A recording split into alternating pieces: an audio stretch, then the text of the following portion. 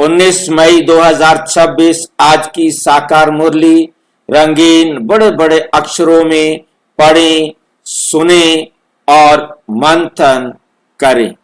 हम प्रतिदिन प्रातः 4 बजे, 6 बजे, शाम को 4 बजे, 8 बजे 4 बार मुरली मंथन करते हैं। इस मुरली मंथन में साथी व सहयोगी बनने के लिए आप जो सामने वीडियो देख रहे हैं उसमें नीचे चलती हुई लाइन में व्हाट्सएप नंबर दिखाई दे रहा है। उस पर मैसेज करके लिंक मंगा सकते हैं, प्रश्न पूछ सकते हैं, आप कोई सुझाव भी दे सकते हैं। उसके साथ आप देख रहे हैं वहां आपको ब्रह्मा कुमारीज BK ओम शांति, ये आपको वहां पर लिंक दिखाई दे रहा है।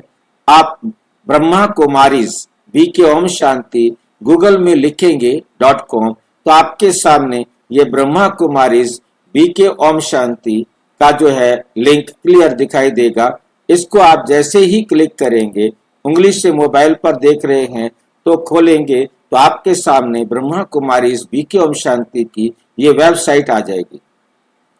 ऊपर हमारे दोनों ये जो दो लाइन में दिखाई देते हैं, एक ये देख रहे हैं और एक ये देख रहे हैं। इन दोनों में ऊपर हमारे जो 2 YouTube चैनल है, दोनों पर जाना और तुरंत मुरली देखने का आपको मौका मिलता है। उस समय तक जितनी भी वीडियोस डल चुकी होंगी, चाहे आप दिन में रात में कभी भी देखेंगे तो आपको तुरंत उस समय तक डली हुई सारी वीडियोस दिखाई देंगी। आप यदि मुरली HTML PDF ऑडियो चाहते हैं तो आप इसको क्लिक करेंगे, उंगली लगाएंगे, टच करेंगे। टच करते ही आप देखेंगे कि आपके सामने वेबसाइट खुल के आएगी। यहाँ पर वीडियो को हमने कैसा डाउनलोड करना है, PDF में डाउनलोड करना है या ऑडियो डाउनलोड करना है, दोनों डाउनलोड कर सकते हैं। और यदि आप यहीं सुनना चाहें तो यहाँ से सुन भी सकते हैं। और इसके साथ आप देखेंगे मुरली रिवीजन के लिए जो हम फॉर्म भेजते हैं, जैसे आप ये देख रहे हैं, अभी ये चेंज नहीं किया है, मतलब अभी चेंज हो जाएगा थोड़ी देर में। 19 तारीख वाला 18/5/26 मुरली के प्रश्न उत्तर, बस आप यहाँ पर जैसे ही क्लिक करेंगे तो ये सामने क्वेश्चन पेपर आ जाएगा, जिस पर आप अपने प्रश्न उत्तर दे करके अपनी सारी मुरली को रिवाइज कर सकते हैं, कभी भी रिवाइज कर सकते हैं। और उसके बाद आप देख रहे हैं यहाँ पर इसी के अंदर इस तरफ देखेंगे तो ये आपका मुरली लाइव जुड़ने वाला है। आप सीधा यहाँ पर उंगली लगाएंगे और आप सीधा मतलब जो है ना क्लास के अंदर जुड़ जाते हैं। अब आपको सेव करके रखने की जरूरत नहीं है कि हम लिंक को कहीं सेव करके रखें, सेव करने की जरूरत ही नहीं रहती है। और इसके साथ ही आप इधर देखेंगे बुक्स साथ में दिखाई देती है, आप इसको क्लिक करेंगे तो आपको दिखाई देंगी 3 बुक्स जो हमारी अपलोड हो गई हैं। उसमें जो आप हिंदी में पढ़ना चाहें हिंदी में, इंग्लिश में पढ़ना चाहें इंग्लिश में, आप जैसे ही हिंदी की बुक को या इंग्लिश की बुक को टच करेंगे आपको ये पुस्तक दिखाई देगी।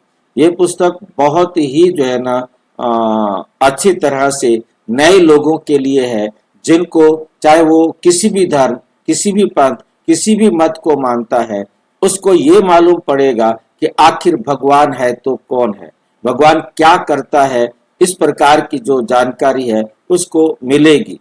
आप इसे खुद पढ़ करके अनेकों को समझाने के लायक बन सकते हैं। और इस बुक को या किसी भी वीडियो को किसी के पास भी भेजने के लिए बहुत ही इजी है। आप यहाँ आएंगे, जो बुक भेजनी है आपने उसको मोबाइल पर है तो थोड़ी देर उसको टच करके रखेंगे तो आपके सामने आएगा कॉपी लिंक, इस प्रकार का आपको दिखाई देगा। तो आपने कॉपी लिंक करना है, उंगली लगा के रखेंगे, कॉपी लिंक को टच करेंगे, फिर आप व्हाट्सएप में किसी भी माध्यम से वहां जाकर पेस्ट करेंगे और उसको सेंड कर देंगे, वो उसके पास पहुंच जाएगी। इसी प्रकार से आप कोई भी वीडियो 5000 से ज्यादा वीडियोस जो बने हुए हैं, जिसमें राजयोग कोर्स, नीचे राजयोग कोर्स दिया हुआ है, वीडियोस दिए हुए हैं, उनको भी आप भेज सकते हैं और मुरली में रोजाना जुड़ सकते हैं। ये बहुत ही सहज है। 1 मिनट के अंदर आप, 1 मिनट भी ज्यादा टाइम है, बस सिर्फ कॉपी यहाँ से टच ही करना है, टच करते ही आप जुड़ जाएंगे, कहीं सेव करके भी रखने की जरूरत नहीं रहती। अच्छा, ओम शांति। आज की साकार मुरली का सार। मीठा मीठा बाबा कहते मीठे बच्चे आत्म अभिमानी भव, चलते फिरते उठते बैठते यही अभ्यास करते रहो तो तुम्हारी बहुत उन्नति होती रहेगी, तुम्हारी बहुत उन्नति होती रहेगी। प्रश्न, बाप की एक्यूरेट याद किन बच्चों की बुद्धि में रहेगी? किन बच्चों की बुद्धि में एक्यूरेट याद रहेगी? एक्यूरेट शब्द का हिंदी में अर्थ है यथार्थ। आपने बहुत बार मुरली में सुना होगा कि बच्चे बाबा को यथार्थ याद नहीं करते, बच्चे बाबा को यथार्थ याद नहीं करते, यथार्थ याद नहीं करते, यथार्थ जानते भी नहीं। कितनी कमाल की बात है, बाबा को यथार्थ जानते भी नहीं, बाबा के बच्चे भी यथार्थ नहीं जानते। क्या ये इल्जाम हम अपने ऊपर ले सकते हैं? आप में से कोई बाबा को यथार्थ रीति जानता है तो बताए, कितना जानता है? कौन बताएंगे?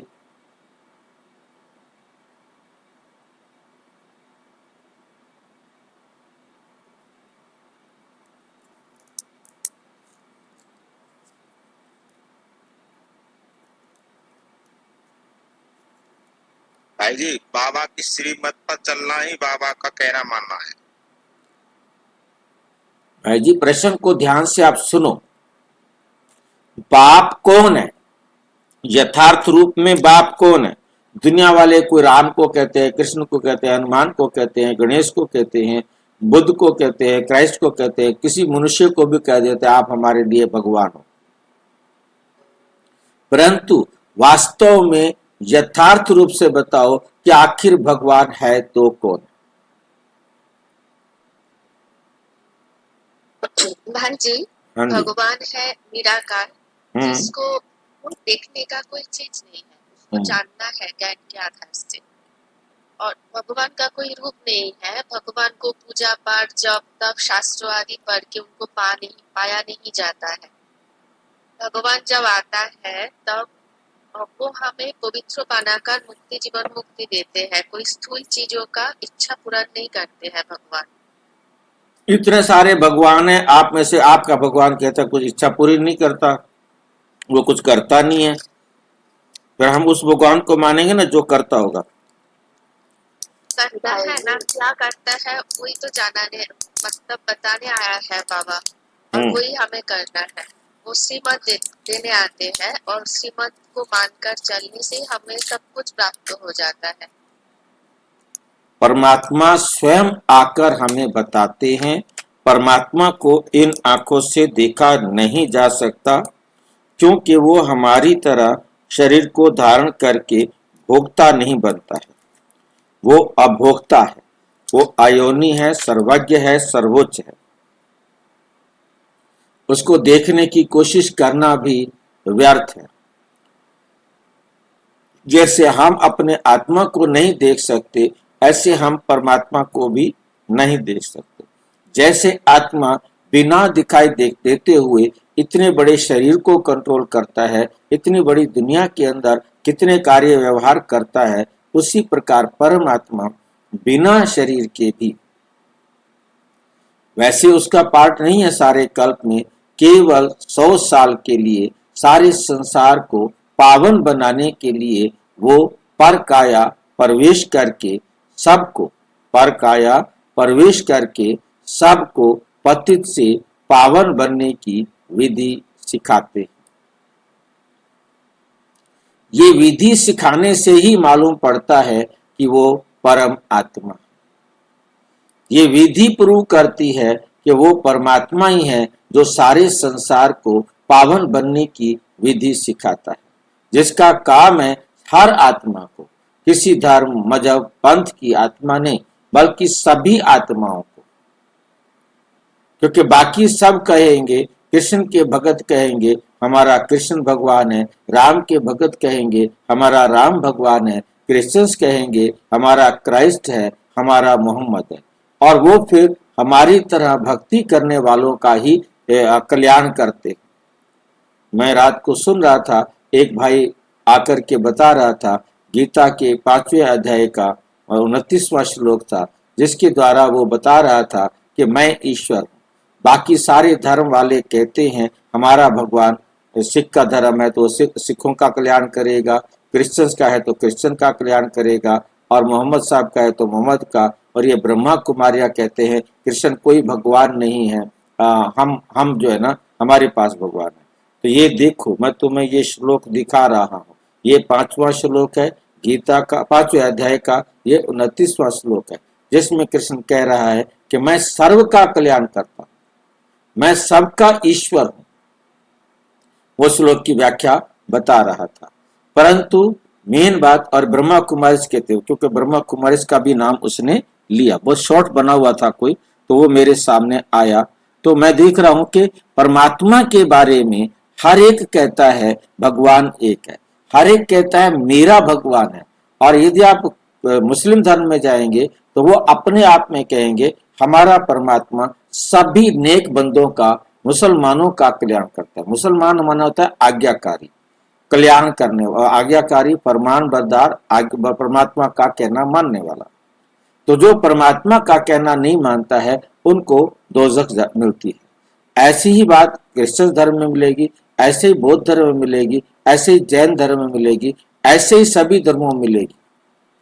चाहे वो परमात्मा को मानते हो या ना मानते हो, इतना वो जरूर समझते हैं कि परमात्मा एक वंडरफुल न्यायकारी है, परंतु वो नहीं जानते कि वो न्यायकारी कैसे।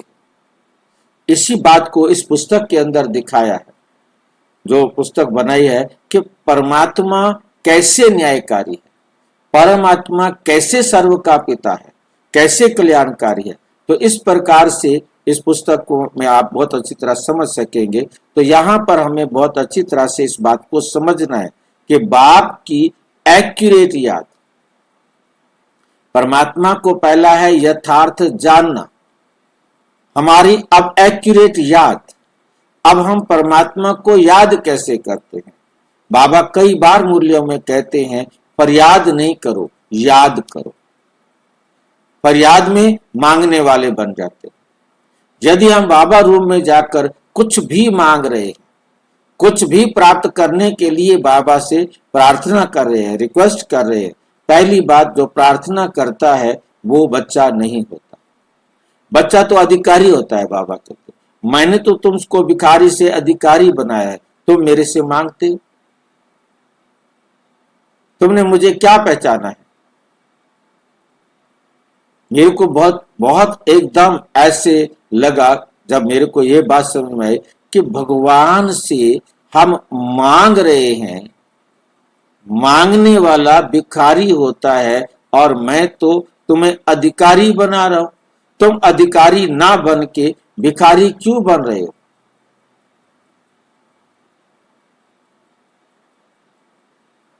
तुम क्या समझते हो मुझे? बाबा जो है ना किस तरीके से समझाते, तुम मुझे क्या समझते हो? एक कम बुद्धि वाले दुनिया के माता पिता जो इस तमो प्रधान अवस्था में आ गए हैं, उनको भी पता है कि हमने अपने बच्चे को क्या देना है। गर्मियां आएंगी, सर्दियां आएगी, बरसात आएगी, अगली क्लास में जाएगा, अगले कोर्स में एडमिशन दिलाना होगा, उसके लिए क्या परचेज करना है, खुद को वो कम कर लेंगे, अपनी जरूरतों को दबा देंगे, परंतु बच्चों की जरूरतों को उनके मांगने से पहले कोशिश करेंगे कि बच्चों को पहले ही सब कुछ मिल जाए। ये अल्प बुद्धि माता पिता करते हैं, और मैं तो सारे विश्व का परमानेंट माता पिता हूं। मुझे नहीं पता कि मैंने किस बच्चे को कब क्या देना है। तुम मुझे बताओगे तो मैं दूंगा। बड़ा अजीब बात है, हम बाबा से कह भी नहीं सकते। कहते तुम मुझे क्या समझते हो, मैं अज्ञानी हूं, मेरे को कहते हो मैं सर्वज्ञ हूं, और फिर तुम कहते हो दे दो। क्या मुझे नहीं पता मैंने तुम्हें क्या देना है? वो कोई माँ होती है जो बच्चा रोए तो दूध पिलाए? ये कहावत बनी, बच्चा रोएगा नहीं तो माँ दूध कैसे पिलाएगी? माँ वो है ही नहीं जो रोने पर बच्चे को दूध पिलाए। माँ होती वो है जिसको पता है कि मैंने इसको कब क्या देना है। तो परमात्मा कहते तुम मुझे समझते क्या हो? तो इसलिए एक्यूरेट याद ना होने का कारण होता है परमात्मा क्या करता है और क्या नहीं करता है ये पता नहीं। ये पता चल जाए कि परमात्मा क्या करता है और क्या नहीं करता, तो ये भी परमात्मा आकर अपना अंत देते हैं कि मैं क्या करता हूं और क्या नहीं करता।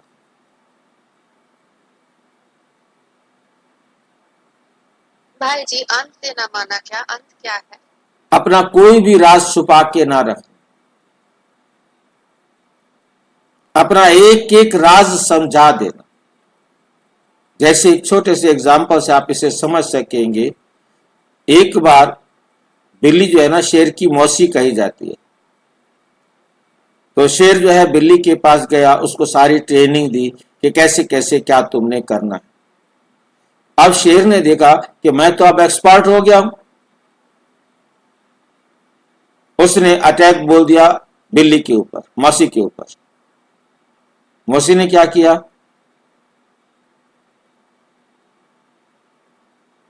मालूम है? मौसी तुरंत पेड़ पर चढ़ गई। इसलिए कहावत बनी है कि बिल्ली ने शेर पर आया, शेर बिल्ली को खाने आया, बिल्ली तुरंत पेड़ पर चढ़ गई। उसने कहा तुमने ये मुझे क्यों नहीं सिखाया?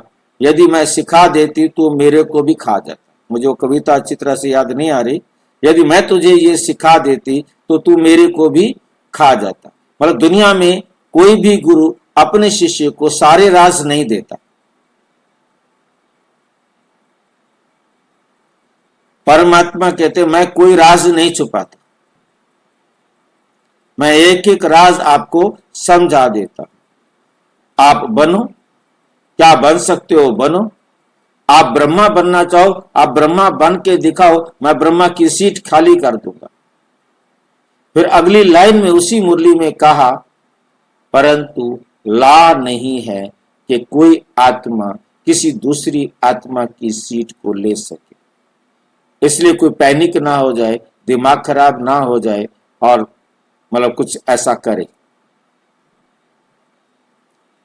तो ये है अंत देना। गुरु नहीं बताएगा, अपना अंत नहीं देता। कोई भी गुरु कुछ ना कुछ राज छुपा के रखता है, परंतु परमात्मा कोई भी राज छुपा के नहीं रखते।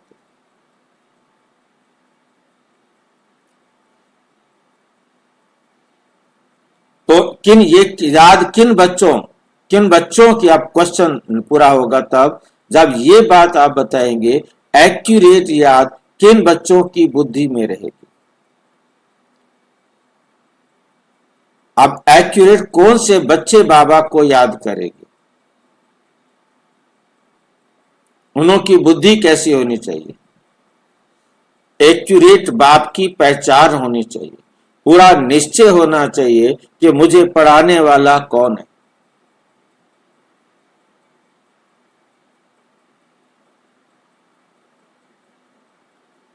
जिन बच्चों ने बाप को एक्यूरेट जाना, जिन्होंने बाप को एक्यूरेट जाना ही नहीं, वो कैसे उसका कहना मानेंगे। अब आप किसी कोई जाकर के पढ़ने बैठ जाए, किसी को जाए किसी कॉलेज के अंदर और वो पढ़ने बैठ जाए और उसके बाद प्रोफेसर जो है ना, जो है पढ़ा ही रहा था, पढ़ा दिया और उसके बाद उसको पता लगा कि ये वो प्रोफेसर थे, तो वो सोचेगा इसको तो मैं पता नहीं था, मैंने सारा कोर्स लापरवाही में निकाल दिया। मेरे को पता होता है इसका क्लास तो अटेंड करना मेरे लिए बहुत जरूरी था। पता नहीं है, और जिसको पता नहीं है उसका क्लास अटेंड कर लिया और उसके बाद वो क्या समझेगा, उसको लगेगा कि काश मुझे पहले पता होता कि ये पढ़ाने वाला कौन था तो मैं सारा कुछ अच्छी तरह से नोट कर। इसकी क्लास को सुनने के लिए तो दुनिया तरसती है। और यदि कोई इसीलिए बाबा कहते कि कोई मुरली सुनने आए नया, उसको मुरली क्लास में मत बिठाओ। क्यों नहीं बिठाओ? क्योंकि उसे पता नहीं है कौन पढ़ा रहा है, उसे कुछ समझ में नहीं आएगा, उसे कुछ समझ में नहीं आएगा। उसे समझ में तब आएगा जब उसे ये पता हो कि मैं भगवान से पढ़ने के लिए बैठा।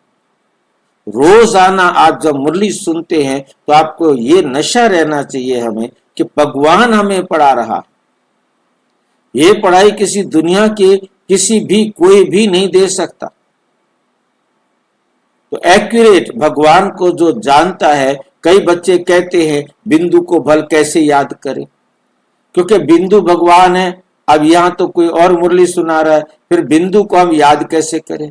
अब याद करने का मतलब भक्ति मार्ग की तरह सोचते हैं कि उसको कैसे करें। पर अब परमात्मा ने आके समझाया, बच्चे बिंदु परमात्मा नहीं है,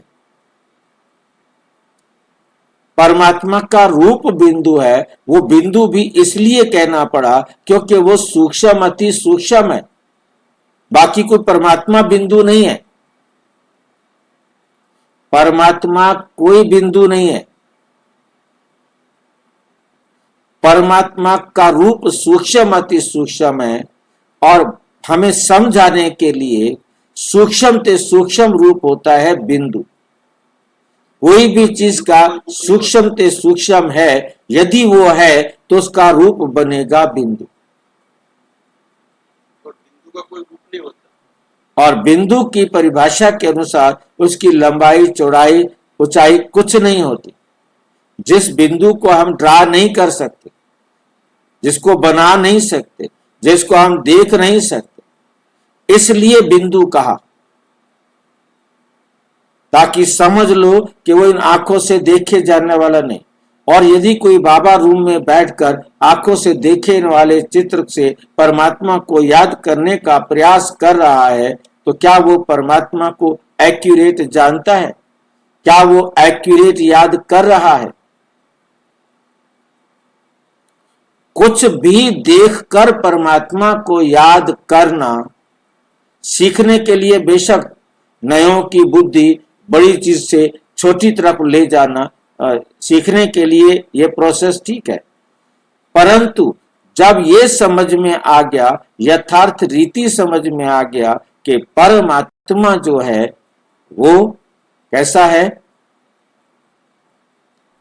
जिसको इन आंखों से देखा नहीं जा सकता।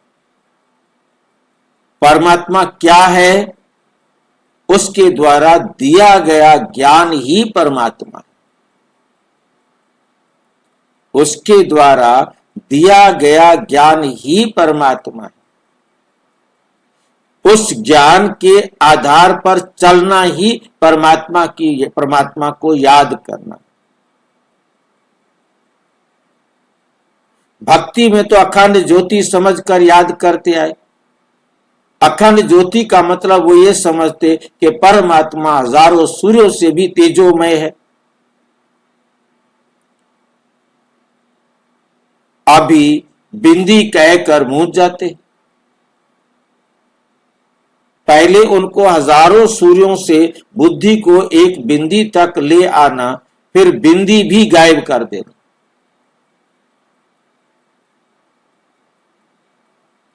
और उस बिंदी की जगह पर ज्ञान सागर, ज्ञान के सिंधु को खड़ा कर देना कि उसकी जो नॉलेज है वही उसी के अनुसार चलना ही परमात्मा को याद करना है।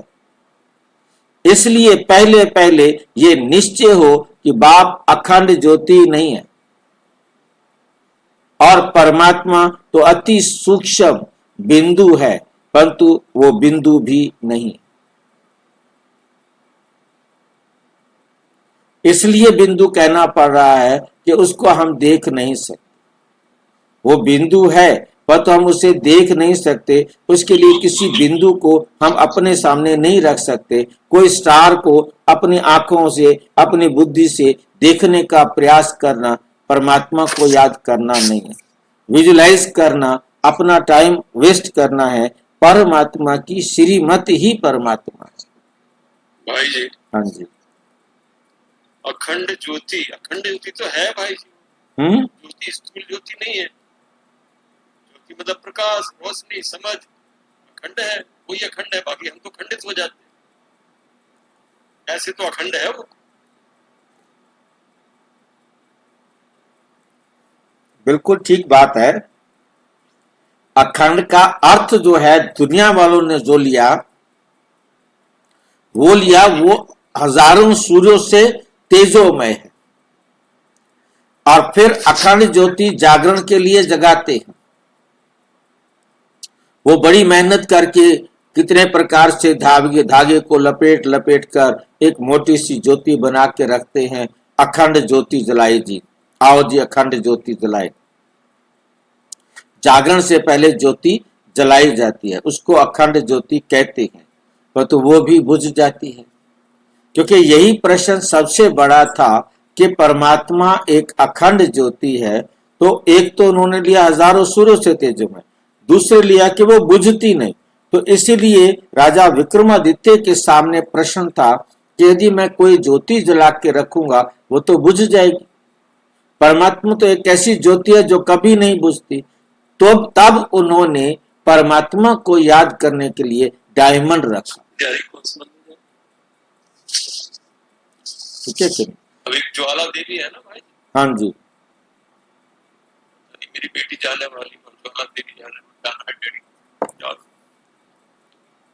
वो भी अखंड ज्योति है ना। कोई ज्योत जलती रहती है हमेशा। वो ज्योति जो जलती रहती है वो कहीं ना कहीं से एक गैस है। वो गैस का पाइपलाइन है। वो तो मतलब नेचुरल गैस का पाइपलाइन है। क्योंकि जो जब रशिया के पकड़ ली, हाँ रशिया में जो है ना, जब वो ड्रिल कर रहे थे तो वो गैस निकल के आ गई। अब गैस निकल के आ गई तो उन्होंने समझा थोड़ी देर बाद बुझ जाएगी और इसको आग लगा दो, नहीं तो हम मर जाएंगे, क्योंकि गैस निकल रही है। और यदि हम इसको मतलब जो है ना, उन्होंने उसको आग लगा दी। आज तक वो आग नहीं बुझी है। 1970 से लेकर आज आप ये देख लो कि 76 साल हो गए हैं, वो आग जो है 56 साल हो गए हैं, वो आग लगातार चल रही है। और हाँ जी, कहाँ वो? रशिया में एक जगह है, मैं देख रहा था वीडियो, उसमें दिखाया कि यहाँ वो ड्रिल कर रहे थे पेट्रोलियम गैस वगैरह के लिए। और 70 की बात है। अब वो ड्रिल करते करते गैस निकल आई। अब गैस इतनी पॉइजनस थी कि बोले मर जाएंगे। बोले क्या करें? बोले तो सबको मार डालेगी गैस, लगातार चारों तरफ फैलती जाएगी हवा के साथ।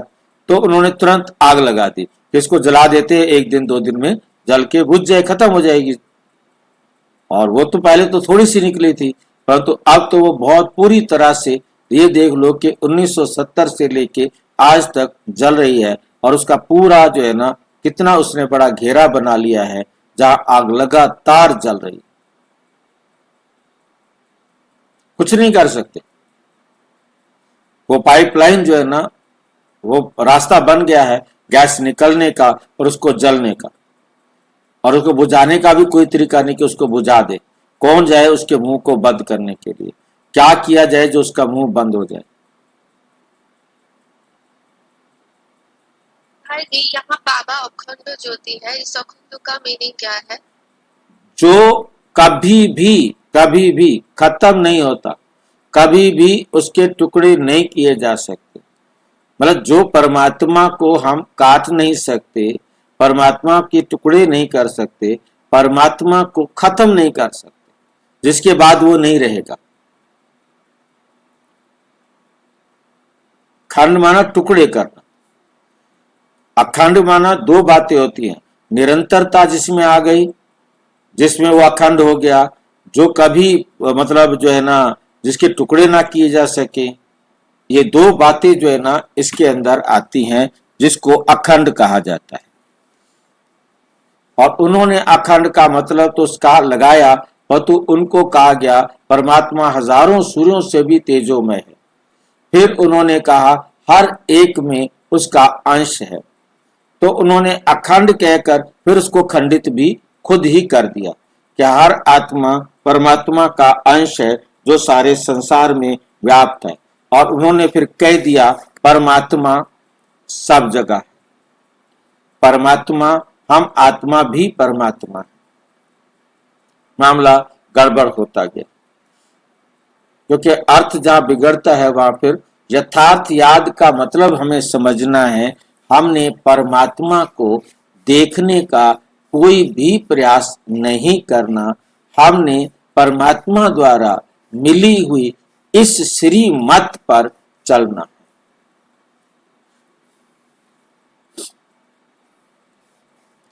तब याद एक्यूरेट रह सकती। जब हम बाबा की श्रीमत पर चलेंगे तो एक्यूरेट रह सकती है। अब परमा तो अखंडी भाई जी, हाँ जी, आत्मा भी तो अखंडी कहलाएगी।